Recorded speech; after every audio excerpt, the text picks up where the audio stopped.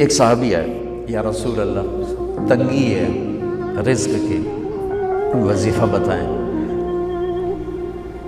کتنے لمبے لمبے وظیفے لوگ پڑھ رہے ہیں کہ کاروبار کھل جائے اور روزی بڑھ جائے، کتنے لمبے چوڑے، کتنے کتابوں میں ایڈے ایڈے بڑے وظیفے لکھے پہ، پڑھوں گے بندہ بڈھا ہو جائے۔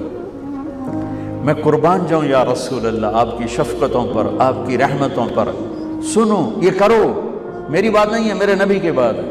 تجربے کی وجہ سے کرو گے تو کچھ نہیں ملے گا، یقین سے کرو گے تو دروازے کھلتے دیکھو۔